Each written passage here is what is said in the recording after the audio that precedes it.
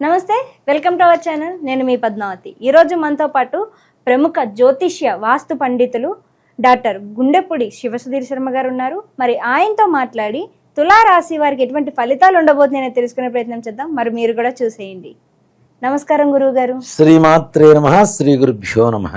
గురువుగారు, మనకి ఆదాయ వ్యయాలు అనే విషయానికి వచ్చేసరికి ఆదాయం అనగానే మనకు వచ్చే సంపాదన, వ్యయం అనేది వచ్చేసరికి మనకి ఖర్చు అవుతుంది అని చెప్తారు కదా. అంటే ఇది వాస్తవమే అంటారా, లేకుంటే ఆదాయ వ్యయాలు కావచ్చు, లేకుంటే రాజపూజ అవమానాలు కావచ్చు, ఇవి వేటి పరంగా లెక్క వేయచ్చు అంటారు? నిజంగా చెప్పాలంటే మనం చిన్నప్పటి నుంచి కూడా మెంటల్గా ఫిక్స్ అయిపోయి ఉన్నాను. ఆదాయం అంటే డబ్బు, ఖర్చు, వ్యయం అంటే ఖర్చు అని. ఆదాయ వ్యయాలు అనేటువంటివి మనకి పంచాంగంలో ఇచ్చేటువంటి విధానం ఏమిటి అంటే కేవలం డబ్బు విషయం ఒక్కటి కాదు. ఆర్థికం, ఆరోగ్యం, కుటుంబం, మనశ్శాంతి, విద్య, మనం అనుకునేటువంటి కార్య సంకల్ప విజయం, ఇవన్నీ ఓవరాల్గా కలుపుకుంటే వీటిల్లో ఏ ఒక్కటి లోపించినా మనశ్శాంతి లోపిస్తూ ఉంటుంది. కాబట్టి ఇవన్నీ కలుపుకొని ఆదాయ వ్యయాల రూపంలో చూపిస్తారు. కానీ డబ్బు మాత్రం కాదు, డబ్బు ఒక్కటి మాత్రం కాదు. మనకి ఓవరాల్గా ఈ సంవత్సరం మొత్తం ఉండేటువంటి ఫలితం, మనకు ఉండేటువంటి మనశ్శాంతి, మనకు ఉండేటువంటి కార్య విజయం ఏదైతే ఉందో ఈ ఆదాయ వ్యయాల రూపంలో చెప్తాం. కానీ కేవలం డబ్బు ఒక్కటే ఎంత వస్తుంది, ఇంత ఖర్చు అవుతుంది అనేది మాత్రం పిచ్చి అపోహ అని చెప్తాను నేను. కాబట్టి ఆ విధంగా చూసుకోకండి.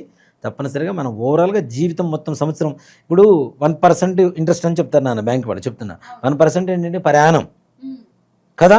అట్లానే ఆదాయ వ్యయాలు కూడా మన పంచాంగంలో చెప్పుకునేవన్నీ కూడాను సంవత్సరం మొత్తానికి పనికొచ్చేట్టుగా మనకు ఉండేటువంటి మనశ్శాంతినే ఆదాయ వ్యయాలుగా చూసుకోవాలని చెప్తాను.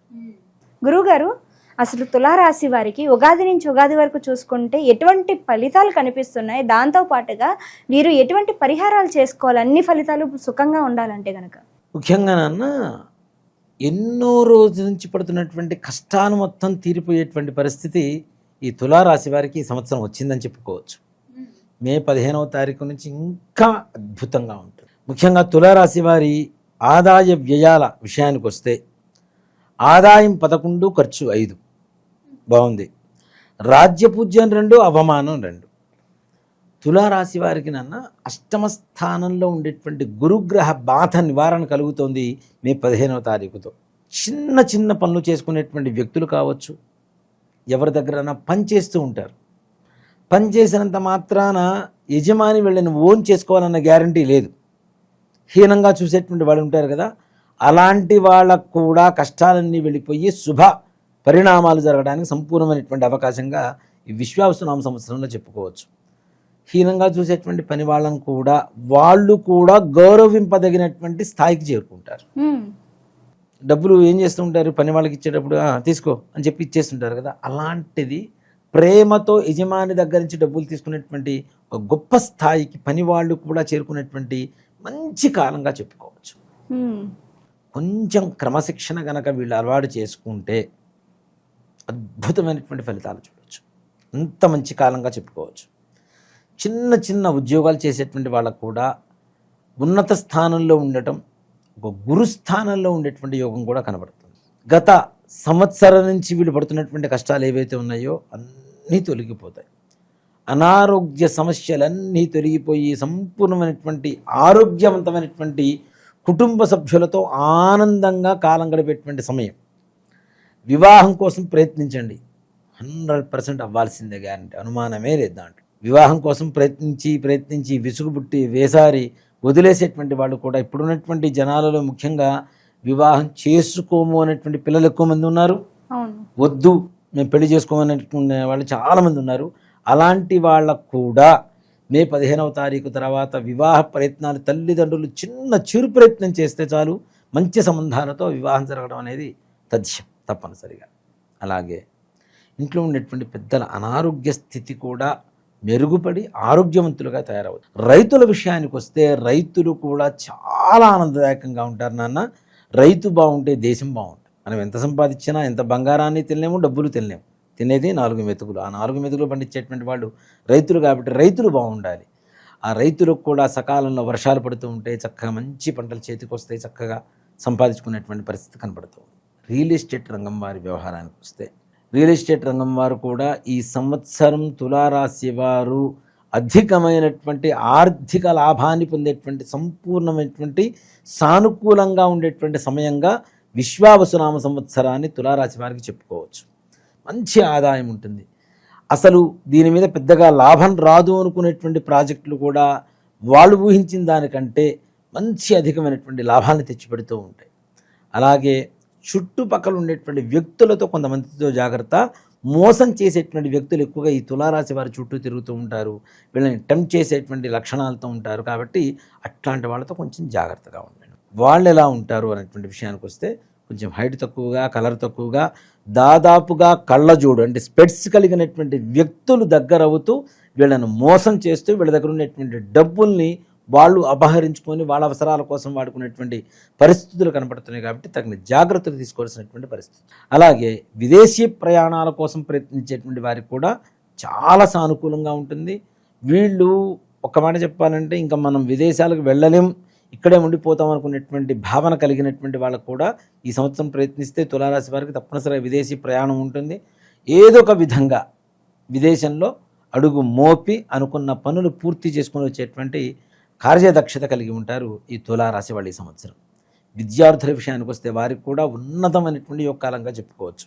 వాళ్ళు చదువుకున్నటువంటి ఏ చదువైనా సరే, ఎలాంటి విద్య అయినా సరే కష్టతరంగా కాకుండా చాలా సులభవంతంగా వీళ్ళు తప్పనిసరిగా జ్ఞాపక శక్తిని పెంచుకుంటూ వాళ్ళ మస్తకంలో పెట్టుకొని పరీక్ష రాసి రావడం, ఉత్తమ ఉత్తీర్ణత కలగడం అనేటువంటి తప్పనిసరిగా జరుగుతుంది నాన్న. అలాగే భార్యాభర్తల మధ్య ఉండేటువంటి గొడవలు ఏవైతే ఉన్నాయో అవి కూడా తీరిపోయి దాంపత్య సుఖ జీవితాన్ని సంతోషకరంగా అనుభవించడానికి అవకాశం కలుగుతుంది. అలానే ముఖ్యంగా ఈ యొక్క సంవత్సరం ఈ తులారాశి వాళ్ళు విశ్వావసునామ సంవత్సరంలో తులారాశి వారు ఎవరైతే ఉన్నారో వాళ్ళల్లో మనకి ఆర్మీలో పనిచేస్తూ ఉంటారు కొంతమంది. అలాంటి వాళ్ళు కొంతవరకు జాగ్రత్తగా ఉండవలసినటువంటి పరిస్థితి. అలాగే శత్రువులు కూడా మిత్రులుగా మారుతూ ఉంటారు. ప్రమోషన్స్తో కూడుకున్నటువంటి ఉద్యోగాలు, నిరుద్యోగులు కూడా ప్రయత్నిస్తే మంచి ఉద్యోగం, వ్యాపారం కూడా ఉన్నత స్థానంలోకి వెళ్ళటం, అలాగే వృత్తి వ్యవహారాలలో కూడా సంపూర్ణమైనటువంటి పెద్దల మన్ననలు, మద్దతులు వీళ్ళకి కలుగు చేయటం, తద్వారా మంచి ఆర్థిక లాభాలు, సుఖ సంతోషాలు ఇంట్లో వెల్లివిరుస్తాయని చెప్పడంలో ఏమాత్రం కూడా సంశయం లేదు నాన్న. చాలా బాగుంటుంది. కొంచెం చిరుపాటి ప్రయత్నం చేస్తే తప్పనిసరిగా సఫలీకృతులు అవుతారు. కానీ గురువుగారు ఎంత మంచి ఫలితాలు కనిపించినప్పటికీ కూడా కాస్త అక్కడక్కడ మిశ్రమ ఫలితాలు అనేవి కనిపిస్తున్నాయి. మరి ఇలాంటి విషయాల్లో ఎటువంటి పరిహారాలు చేసుకోవాలంటారు వీరంతా కూడా? ముఖ్యంగా ప్రతి మంగళవారం సుబ్రహ్మణ్యేశ్వర స్వామి వారికి అభిషేకం చేసుకున్న, దేవాలయానికి వెళ్ళి అభిషేకం చేయించుకున్న, లేదు మాకు అవకాశం లేదు ఇంట్లోనే ఏమైనా చేసుకునేటువంటి అవకాశం ఉంది అనుకుంటే సుబ్రహ్మణ్యేశ్వర స్వామి వారి పటం ముందు చిన్న గిన్నెలో పచ్చిపాలు, పంచదార అక్కడ పెట్టి సుబ్రహ్మణ్య భుజంగ స్తోత్రం వినండి.